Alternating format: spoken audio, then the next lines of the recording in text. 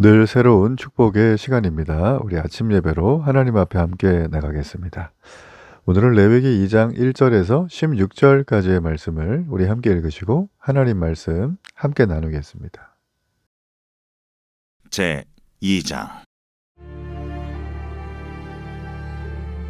누구든지 소재의 예물을 여호와께 드리려거든 고운 가루로 예물을 삼아 그 위에 기름을 붓고 또 그 위에 유향을 놓아 아론의 자손 제사장들에게로 가져갈 것이요 제사장은 그 고운 가루 한 움큼과 기름과 그 모든 유향을 가져다가 기념물로 제단 위에서 불사를 지니 이는 화제라. 여호와께 향기로운 냄새니라. 그 소재물에 남은 것은 아론과 그의 자손에게 돌릴지니 이는 여호와의 화제물 중에 지극히 거룩한 것이니라. 내가 화덕에 구운 것으로 소재의 예물을 드리려거든 고운 가루에 기름을 섞어 만든 무교병이나 기름을 바른 무교전병을 드릴 것이요 철판에 붙인 것으로 소재의 예물을 드리려거든 고운 가루에 누룩을 넣지 말고 기름을 섞어 조각으로 나누고 그 위에 기름을 부을지니 이는 소재니라. 내가 냄비 것으로 소재를 드리려거든 고운 가루와 기름을 섞어 만들지니라.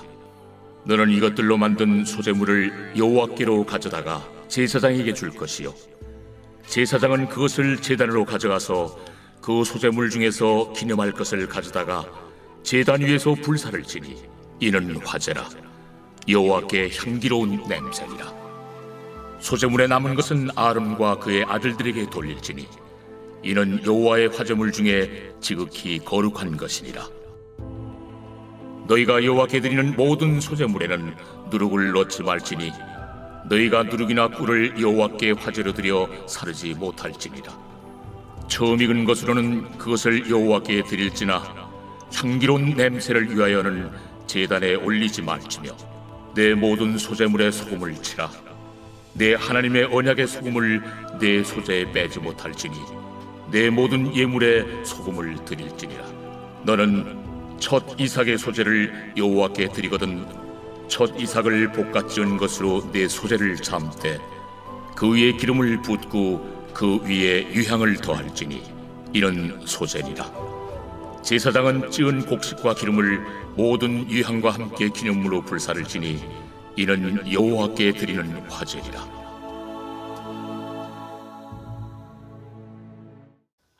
레위기는 총 5가지의 제사가 나옵니다. 자, 그 중에 오늘 우리가 살펴볼 제사는 소제입니다. 이 소제는 제사 중에 유일하게 피가 흐르지 않는, 피가 없는 제사입니다. 이 소제는 피 대신에 곡식으로 드리는 제사예요. 이 소제라는 이 한자어는 희다라는 뜻을 담고 있는데 이는 성도가 하나님 앞에 정결하고 겸손하게 나아가는 모습을 상징합니다. 자, 번제가 우리의 전적인 헌신을 상징했다면 이 소제는 우리가 땀 흘려 얻은 수확물, 즉 우리의 일상과 노동을 하나님께 드리는 예배라는 거죠. 자, 그럼 왜 하나님께서 이렇게 번거롭게 곡식을 가루로 만들고 또 구워내고 소금으로 간을 하라고 하셨을까? 어째 보면 고리타분해 보이는 이 규정 속에 우리의 일상을 거룩한 예배로 바꾸는 놀라운 비밀이 숨겨져 있습니다. 자, 저와 함께 이 아침에 소제의 3가지 핵심적인 원리를 살펴보겠습니다. 자, 제일 먼저 하나님께서 이 소제의 가장 중요한 3가지 영적인 이 원리. 자, 제일 첫 번째가 2절까지 등장을 하죠.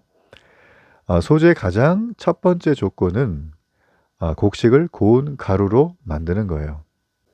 곡식을 이삭 그대로 가져와서 드리는 게 아니라 고운 가루.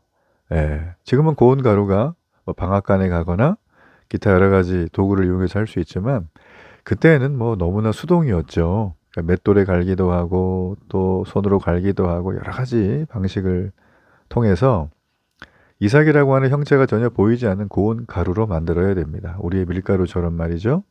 자, 왜 이렇게 해야 된다는 것인가? 자, 곡식이 고운 가루가 된다는 건 그 과정도 인내가 필요하고 상당히 번거롭고 고운 가루라고 하는 걸 내기 위해서 애를 많이 써야 되는 것입니다. 자, 내 인생의 신앙이 고운 가루가 되려면 나의 고집, 나의 자아, 나의 자랑이 가루로 만드는 것처럼 완전히 부셔지는 것. 자, 이게 바로 여러분 깨어짐의 영성이라고 할 수 있겠죠. 그러니까 나달이 그대로 있으면 절대 먹을 수 있는 떡을 만들 수가 없습니다. 내가 완전히 가루가 돼서 부서질 때 비로소 하나님께서 사용하시는 거룩한 예물이 된다는 것이죠. 우리 교회 공동체에서도 마찬가지입니다. 내가 나달처럼 살아있으면 옆 사람과 부딪히고 상처를 주죠. 이 삐죽삐죽한 나달이 되어서 그냥 지나가던 한마디 툭 던진 것들이 혹은 한번 봤던 것들이 상처를 주고 아픔을 주는 그런 경우들이 있다라는 거예요. 여러분 공동체라고 하는 교회, 이 교회가 함께 서로 모여서 하나의 교회 공동체가 된다는 건 여러분 이거는 너무나 중요한 의미를 가지고 있습니다. 여러분 공동체는 내가 좋아하는 사람만 만날 수 없고요. 또 그 이끌어가는 리더가 내가 좋아하는 것만 해달라고 요청할 수도 없어요. 공동체는 누구 한 사람의 의견이 전부가 되는 곳이 아니라 하나님의 뜻이 말씀대로 가는 그 뜻이 공동체의 방향성이 돼야 되고 공동체에 속하게 되면 나도 삐죽삐죽하지만 다른 갈아지지 않는 나달 같은 주변의 지체들 때문에 내가 또 그렇게 상처를 입을 수가 있어요. 그러므로 교회 왔는데 상처 입었다? 당연한 겁니다. 예, 교회 왔는데 상처는 당연히 입는 거예요. 그러나 회복 탄력성이 다릅니다. 세상에서는 막 병원 다니고 내가 막 애쓰고 수고하고 막 이렇게 하지만 교회는 아니에요. 내가 하나님 앞에 고운 가루로 들여지게 되면 오늘 주님은 우리 마음에 오셔서 우리의 모든 상처를 치유하십니다. 자, 또 하나 우리가 알아야 될 것은 이 소재물에는 반드시 넣어야 될 것과 절대 넣지 말아야 할 것이 있어요. 자, 넣어야 될 게 뭐죠? 두 가지. 기름과 유향이다. 자, 기름은 성령의 임재를 영적으로 상징하고요. 유향은 기도의 향기예요. 성령의 임재, 기도의 향기 세트죠. 여러분 우리가 우리의 삶 속에 일을 하고 수고하고 하는 이 모든 이게 그냥 반복되는 지루한 일상이 되지 않으려면 그 우리의 일터에 성령의 기름 부으심과 간절한 기도가 덮어져 있어야 한다는 것입니다. 자, 빼야 될 게 있다 말씀드렸죠. 누룩과 꿀인데요. 예, 누룩은 부풀게 하는 거죠. 너무 중요하잖아요. 이스트니까. 예, 빵을 이렇게 반죽해가지고 딱 했는데 우리 굽고 났더니만 빵이 더 작아졌어. 이러면 진짜 곤란하잖아요. 누룩이 너무나 필요한 건데 여기서는 이 소재에서는 우리의 교만함을 의미해요.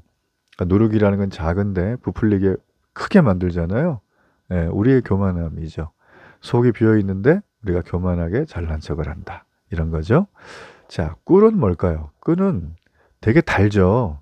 예, 달콤함을 상징해요. 근데 이게 세상적인 꿀은 우리의 달콤함을 우리에게 주지만 그 달콤함이 지나치면 쾌락에 빠지게 된다는 상징을 하는 것입니다. 그래서 소재에서는 이 두 가지를 빼는 거죠.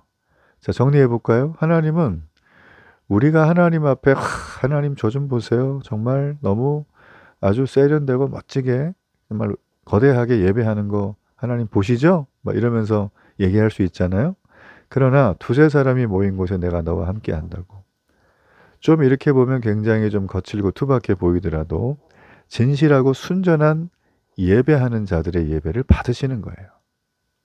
그러니까 내 노력에 어째 보면 교만이라고 하는 누룩을 썩지 말아야 되고요. 또 내 성공 속에 세상적인 달콤함인 꿀을 썩지 않는 것. 자, 이것이 우리가 살아가면서 우리의 노동과 수고가 단순한 지루한 일이 되지 않게 하는 축복의 요소라는 것이죠. 자, 13절에 보게 되어지면 자, 이제 하나님은 소재물에다가 소금을 칠하는 거예요. 자, 소금을 왜 칠까요? 먼저 이 소금은요. 이 변하지 않은 성질이 있죠. 소금은 방부제 역할도 하고 예전에는 구강청결제처럼 뭐 치아를 닦기도 하고 막 그랬잖아요. 그래서 소금이 들어가게 되면 일단은 그 맛이나 그 성분의 성질을 변화를 늦추게 하는 그런 역할을 하죠. 굉장히 중요하죠. 인류 역사 속에서 소금이 있던 지역과 없던 지역은 뭐 큰 차이를 보였어요. 그렇죠? 그래서 이 소금이 의미하는 게 굉장히 큽니다. 자, 그래서 이 소금은 변하지 않는 성질 덕분에 보통 하나님과 우리 사이의 언약의 증표로 불려요. 그래서 언약의 소금이다. 하나님의 약속은, 하나님 우리에게 하신 약속은 절대 영원히 변하지 않으신다는 것입니다. 자, 여러분, 우리가 예배를 드릴 때 때에 따라서 우리가 예배가 잘 될 때가 있고 안 될 때가 있잖아요. 우리의 기분상. 자, 그렇게 드리는 예배는 안 된다라는 게 이 소금을 칠하는 거에 들어가 있어요. 내가 상황이 좋을 때만 하나님께 감사하고 예배하고, 내가 상황이 좀 별로면 억울하다고 떼쓰고 예배 제대로 안 하고 하는 것은, 그거는 이제 여기 나와 있는 이 소재의 하나님의 원래 마음에 맞지가 않습니다. 여러분, 소금 치듯 하는 예배, 무슨 예배일까요? 어떤 상황이든지 변치 않는 하나님의 언약을 붙들고 묵묵히 나의 자리를 지켜나가는 것, 그게 바로 소금 치는 예배다라는 것이죠. 바울은 말합니다. 로마서 12장 1절에서 우리의 몸을 산 제물로 드리라 라고 했습니다. 내가 살아있는 몸을 죽여서 드리나? 그게 아니죠. 우리가 살펴본 이 소재가 바로 그 삶의 예배라는 거예요. 소재물 중에 우리가 한 움큼을 들고 제단 위에 불태워서 하나님의 향기로운 냄새가 되는 기념물이 돼야 되고요. 나머지는 제사장들의 몫으로 드리는 게 맞죠. 자, 이처럼 우리가 주님 앞에 고운 가루가 되어 살아가면 하나님은 그 삶을 기억하세요. 그리고 그 남겨진 기억된 삶의 열매들을 통해서 주변 이웃들을 먹이시는 거예요. 이게 제사장을 먹인다는, 그게 이제 의미가 되는 거예요. 여러분, 그러므로 우리가 오늘도 이 아침에 직업의 현장 일터로 출근을 하고, 또 여러 일들을 가정에서 감당하고, 학생은 학생대로, 또 성인은 성인대로, 우리가 그렇게 또 삶의 현장에서 이 소재에 소금 치는 듯한, 그리고 소재에 뺄 것과 넣을 것, 그리고 소재에 나오고 있는 우리의 이 고운 가루처럼 갈아내야 되는 그런 현장의 모습이 우리에게 저마다 있을 것입니다. 여러분, 간절히 바라기는 주님 앞에 기꺼이 부셔지는 고운 가루가 되세요. 우리의 평범한 일상이 하나님이 가장 기뻐하는 거룩한 축제의 일상이 될 것입니다. 우리 결단의 기도 하나님 앞에 드리겠습니다. 살아계신 하나님 아버지, 감사합니다. 오늘 레위기의 소재 말씀을 통해서 우리의 예배와 일상을 돌아봅니다. 주님, 제가 여전히 단단한 나달처럼 살아있어서 이웃에게 상처를 주고 주님의 뜻을 거역하지는 않았는지 되돌아봅니다. 저를 맷돌로 갈아주셔서 나의 자랑과 고집이 부셔진 고운 가루가 되게 하소서. 그 위에 성령의 기름을 부어주시고 기도의 유황을 더하게 하사 세상의 교만의 누룩과 달콤한 꿀을 제거해 주시고 오직 변치 않는 언약의 소금으로 나의 삶을 맛깔나게 인도해 주소서.